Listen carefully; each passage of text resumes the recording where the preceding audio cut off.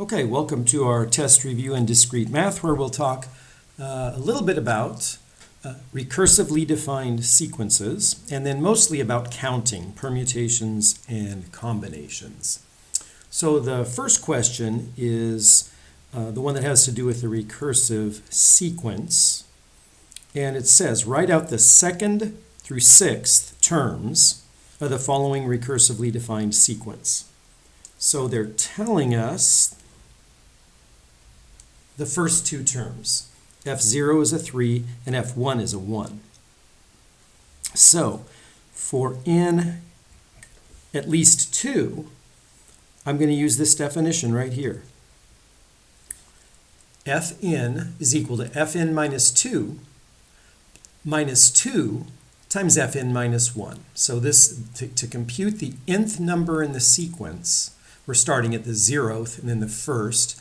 To find the nth, you have to look back to the n minus 2 term and subtract twice the n minus 1 term. So let's just write a couple of them out, and then we'll find out we probably don't need to write them all out. But for n greater than or equal to 2, let me write it right under here for the first one. We have F0, F1, and now I need to get F2. So n is a 2. So that's going to be f of 2 minus 2 would be a 0, minus 2 times f2 minus 1 would be a 1. So whatever that is. So for f2, we're going to get f0, which is 3, minus 2 times 1. So that's going to give us 3 minus 2, which is 1. So that is, I'll write it underneath here, that's f2. But really, what do we need to do? All we're doing is to get the nth term is we have to do a look back of 2 terms. The nth one is a function of the previous 2. So all I need to do is go back 2 and subtract 2 times what I get when I go back 1. So if we're starting with 3 and 1, that's given to us. To get the next one, I just need to do this one minus 2 times that one, which we already saw was a 1. To get the next one, I have to go this one minus 2 times this one. Looks like that'd be a negative 1. To get the next one, I have to go back to this one minus 2 times this one. This one minus 2 times negative 1 would be this plus 2. Then for the next one, I have to go back here and subtract 2 times this. Negative 1 minus 6. Be negative 7. For the next one, I go to 3 minus 2 times this, which would be 3 plus 2 times 7. 3 plus 14 is 17. And 1, 2, 3, 4, 5. I'm done. So it's 1, negative 1, 3, negative 7, 17. Okay, or we could have proceeded. Maybe I'll do it with one of them. The next one, F3, which would have been the 0. This one right here is going to be F1 minus 2 times F2. Correct? N is a 3, so n minus 2 is a 1, n minus 1 is a 2.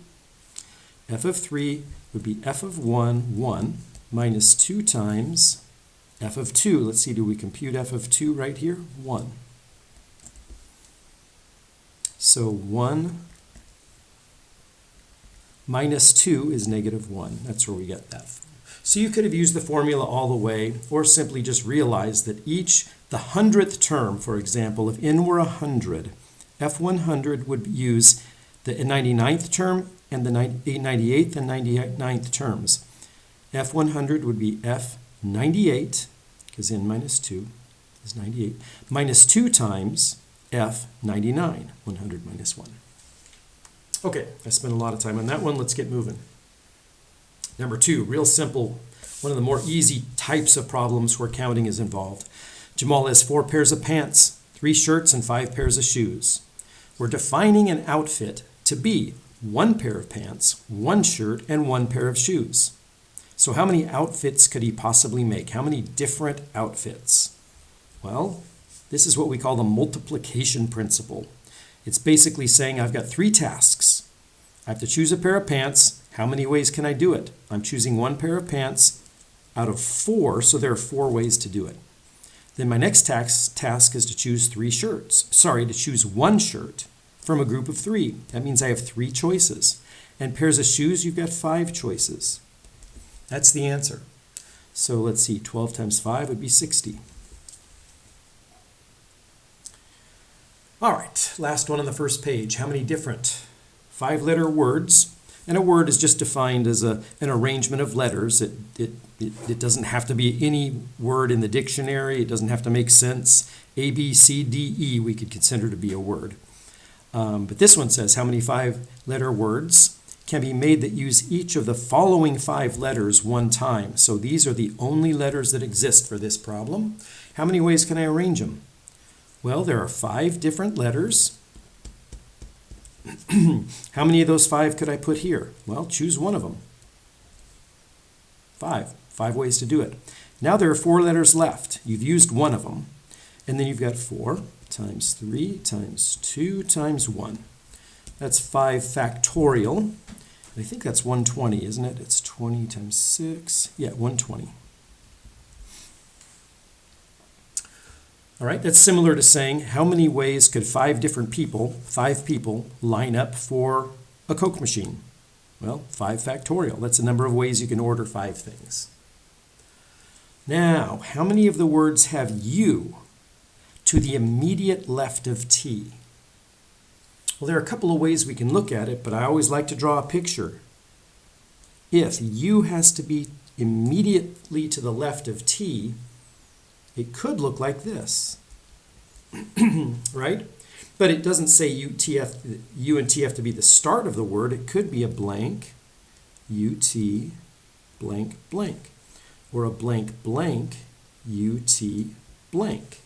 And the last option would be blank, blank, blank, UT.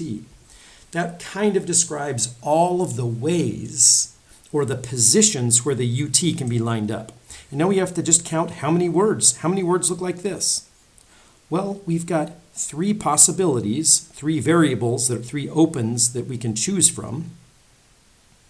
And it's got to be using the letters, let's see, F, R, and I. So you get 3 choices.